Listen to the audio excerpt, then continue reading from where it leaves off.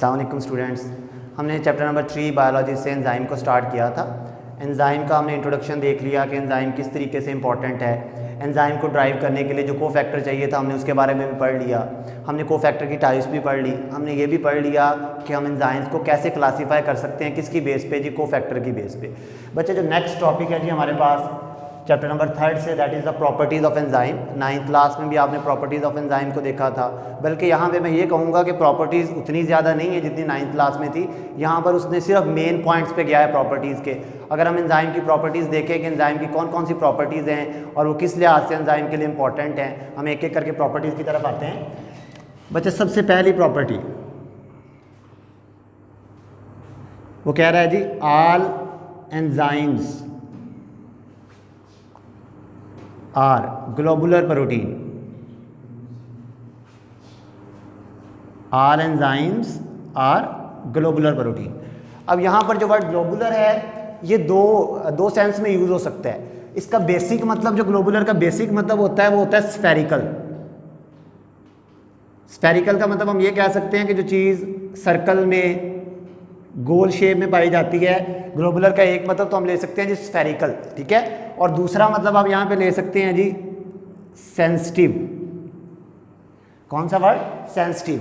All enzymes are globular protein. इसका मतलब ये हो सकता है कि एंजाइम शेप के लिहाज से कैसे होते हैं? स्फेरिकल, और नेचर के लिहाज से क्या होते हैं? बहुत सेंसिटिव, यानी टेम्परेचर, पीएच को लेकर बहुत ज़्यादा सेंसिटिव होते हैं। बच्चे सबसे पहली जो हमारे पास प्रॉपर्टी आ गई, all enzymes are globular protein, कि सारे एंजाइम्स ग्लोबुलर प्रोटीन है। ग्लोबुलर का मतलब यहाँ पर क्या है? स्फेरिकल। स्फेरिकल का मतलब स्फीयर की शेप में। और सेंसिटिव, सेंसिटिव का मतलब है अपनी नेचर के लिहाज से ये बहुत ज़्यादा सेंसिटिव है। किस चीज़ को लेके? टेम्परेचर को लेके, पीएच को लेके। बच्चे सेकंड प्रॉपर्टी, बच्चे वो कह रहा है दे इंक्रीज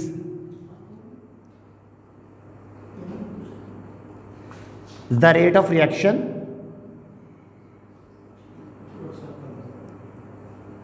विदाउट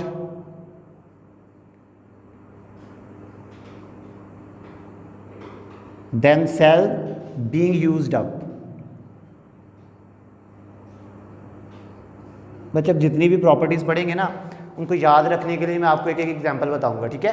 कह रहा है दे increase the rate of reaction. ये तो हमने पहले लेक्चर में देखा था कि ये रिएक्शन की रफ्तार को ट्रिमेंडसली एक्सपोनेंशियल रेट पर क्या करवा देते हैं जी? रैपिड करवा देते हैं, इंक्रीज करवा देते हैं। अगर आपको याद हो तो मैंने पहले लेक्चर में कहा था कि हम एंजाइम को किसके साथ कंपेयर करेंगे? We will compare the enzyme with bus. एक बस के साथ हमने कंपेयर किया था। आप खुद सोचें, आप बस पर इस्लामाबाद जाते हैं तो आपको छोड़ने के बाद बस डिस्ट्रॉय हो जाती है। वही बस रात को फिर वापस आती है, अगले दिन फिर रेडी हो जाती है। कहता है दे increase the rate of reaction, ये रिएक्शन की रफ्तार को बढ़ा देते हैं without themselves being used up, लेकिन रिएक्शंस के अंदर खुद यूज नहीं होते। जिस तरह एक बस या एरोप्लेन आपको अपनी मंजिल तक पहुंचाने के बाद अगली रूटीन पर वापस आ जाता है, बिल्कुल इसी तरीके से एक रिएक्शन को कैटलाइज करने के बाद एंजाइम दोबारा यूज किया जा सकता है। बच्चे सबसे पहली प्रॉपर्टी क्या थी? All enzymes are globular protein. Globular का मतलब स्फेरिकल और sensitive. They increase the rate of reaction without themselves being used up. ये रिएक्शन की रफ्तार को बढ़ा देते हैं, इंक्रीज कर देते हैं, लेकिन रिएक्शन के अंदर खुद यूज नहीं होते। आपने एग्जांपल याद रखनी है जी, बस वाली। बस वाली कौन सी एग्जांपल? कि बस आपको छोड़कर आती है इस्लामाबाद, लेकिन डिस्ट्रॉय नहीं होती, उसी तरीके से वापस आ जाती है और दोबारा अपनी रूटीन स्टार्ट कर देती है। Third property, small amount of enzyme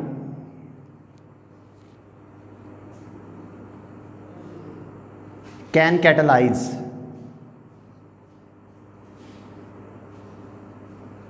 a large amount of reaction।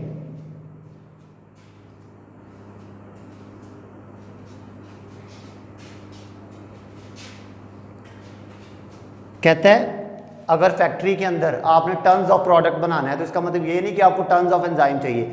बच्चे हम सालन बनाते हैं, सालन बनाने के आपने एक देग का सालन बनाया तो उसके अंदर देग जितना मसाला तो नहीं डालते, हम थोड़ा सा मसाला डालते हैं। जिस तरह सालन बनाने के लिए उसका टेस्ट लेने के लिए मिर्ची मसाला थोड़ा सा डालना पड़ता है, तो वो कहता है जी किसी भी रिएक्शन को इंक्रीज करवाने के लिए बहुत ज़्यादा अमाउंट में एंजाइम नहीं रिक्वायर, थोड़ी सी अमाउंट भी एंजाइम की क्या कर सकती है? रिएक्शन की रफ्तार को तेज़ कर सकती है।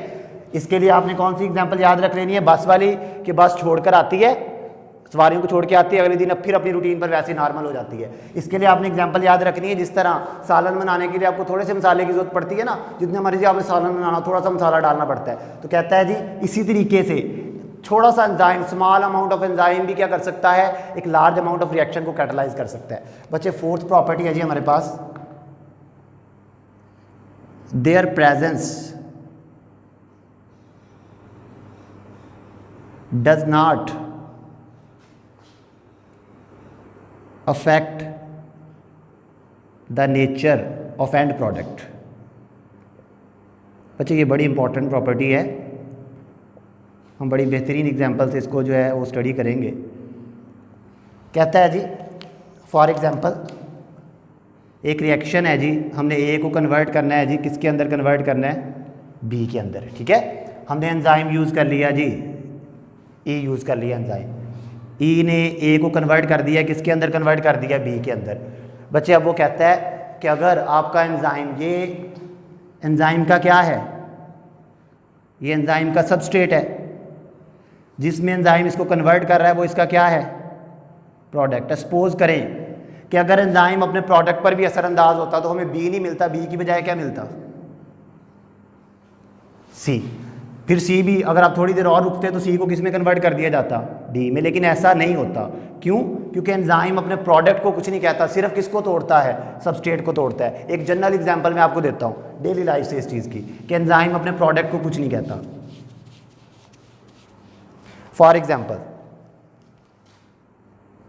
दही जमाने के बारे में तो आपने सुना होगा ना, घर में दही जमाते हैं। तो जब हम मिल्क लेते हैं, मिल्क के अंदर एंजाइम डालते हैं। अब आप सोचेंगे जी एंजाइम कैसे डालते हैं मिल्क के अंदर, हम अक्सर हम पंजाबी में वर्ड यूज़ करते हैं जाग का, हम थोड़ा सा दही डालते हैं ना उसके अंदर, दूध के अंदर दही डालते हैं। तो वो जो दही हम डालते हैं उसके अंदर क्या होते हैं, एंजाइम्स, ठीक है। अब हमने क्या किया, मिल्क लिया, मिल्क के अंदर एंजाइम डाले, मिल्क किस में कन्वर्ट हो गया, योगर्ट के अंदर, ठीक है। अब ये क्या है, सबस्ट्रेट, और ये क्या है, प्रोडक्ट। अब आप खुद सपोज करें कि अगर एंजाइम अपने प्रोडक्ट पर भी एक्ट करता, अपने प्रोडक्ट को भी तोड़ता, तो फिर क्या होता, आप दूध के अंदर एंजाइम डालते तो आपको योगर्ट नहीं मिलता, क्या मिलता, आपको लस्सी मिलती फिर, ठीक है। क्यों, क्योंकि एंजाइम तो काम करता जा रहा है। तो वो कहता है जी एंजाइम सिर्फ किसको तोड़ता है, एंजाइम अपने सबस्ट्रेट को तोड़ के किस में कन्वर्ट कर देता है, प्रोडक्ट में, लेकिन उसके बाद अपने प्रोडक्ट को कुछ नहीं कहता। क्योंकि अगर एंजाइम अपने प्रोडक्ट को भी कुछ कहने लग जाए ना, तो हमें अपना एक्चुअल प्रोडक्ट कभी भी नहीं मिलेगा, हमें दही नहीं मिलेगा, हमें अगले प्रोडक्ट मिलने लग जाएंगे। तो बच्चे 4 प्रॉपर्टीज हो गई हमारे पास, कौन कौन सी। सबसे पहली property, all enzymes are globular protein. Globular का मतलब 2 सेंस में यूज होता है। कौन कौन सी 2 सेंस, एक तो कहता है जी स्फेरिकल यानी शेप के लिहाज से गोल, और नेचर के लिहाज से सेंसिटिव, बहुत नाजुक, ठीक है। कहता है दे increase the rate of reaction without them self being used up. मैंने इसके लिए आपको कौन सी एग्जांपल दी थी, मैंने आपको एग्जांपल दी थी बस की, एरोप्लेन की। हमने पहले लेक्चर में एंजाइम को बस से कंपेयर किया था। तो हम ये कह रहे थे कि एक जो एंजाइम है, जिस तरह एक बस होती है उसी तरीके से एंजाइम एक्ट करता है। जिस तरह एक बस आपको अपनी मंजिल पर छोड़ने के बाद वापस आ जाती है, डिस्ट्रॉय नहीं होती, इसी तरीके से एंजाइम एक रिएक्शन को कैटलाइज करने के बाद डिस्ट्रॉय नहीं होता, बल्कि अपनी मंजिल पर वापस आ जाता है। कहता है जी small amount of enzyme can catalyze a large amount of reaction. जिस तरीके से बच्चे मिर्च वगैरह, मसाला वगैरह हम यूज़ करते हैं सालन बनाने के लिए, डिशेस बनाने के लिए, अगर आपने एक देग रखी हुई है तो उसके अंदर उतना ही मसाला नहीं डालना पड़ेगा, आपको थोड़ा सा डालना पड़ेगा। तो कहता है a small amount of enzyme can catalyse the large amount of reaction. बहुत थोड़ी सी मिकदार जो है एंजाइम की, वो भी एक बहुत बड़ा रिएक्शन कैटलाइज कर सकती है। और कहता है जी एंजाइम बहुत वफादार है, वो हमेशा किसको तोड़ता है, अपने सबस्ट्रेट को तोड़ता है, अपने प्रोडक्ट को नहीं तोड़ता। अगर अल्लाह ताला ने ऐसा सिस्टम बनाया होता कि एंजाइम अपने प्रोडक्ट को भी तोड़ता, तो हमारे पास कोई भी चीज़ नहीं बनती। क्यों, हमने मिल्क लिया, दूध के अंदर वो जाग की फॉर्म में, दही की फॉर्म में क्या डाला, एंजाइम, और हमारे पास प्रोडक्ट क्या बनता है, योगर्ट यानी दही। अगर एंजाइम अपने प्रोडक्ट को भी तोड़ता तो योगर्ट आगे किसी चीज़ में कन्वर्ट हो जाता, जैसे लस्सी वगैरह में, ठीक है। लेकिन ऐसा नहीं होता।